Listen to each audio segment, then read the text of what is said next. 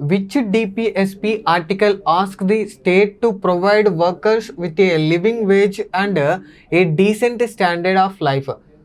కార్మికులకు జీవన వేతనం మరియు గౌరవప్రదమైన జీవన ప్రమాణాలను కల్పించాలని రాష్ట్రాన్ని సూచించే డిపిఎస్పి అధికరణ ఏది?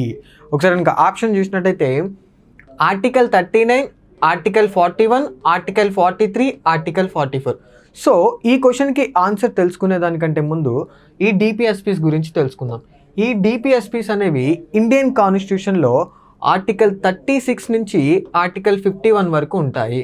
మరి ఈ డిపిఎస్పీస్ అనేటువంటి కాన్సెప్ట్ని మనం ఏ కాన్స్టిట్యూషన్ నుంచి తీసుకున్నాము అంటే ఐర్లాండ్కి చెందినటువంటి ఐరిష్ కాన్స్టిట్యూషన్ నుంచి ఈ డిపిఎస్పీస్ అనేటువంటి కాన్సెప్ట్ని తీసుకోవడం జరిగింది.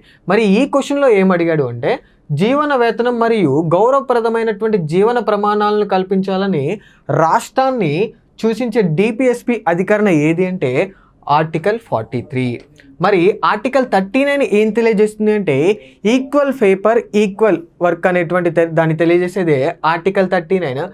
ఆర్టికల్ 41 అనేది ఏం తెలియజేస్తుంది అంటే స్టేట్ ఏదైతే ఉందో దాని యొక్క బాధ్యతగా ఆ యొక్క పౌరులకి విద్యని దాంతోపాటుగా పనిని కల్పించాలని తెలియజేసేదే ఆర్టికల్ 41.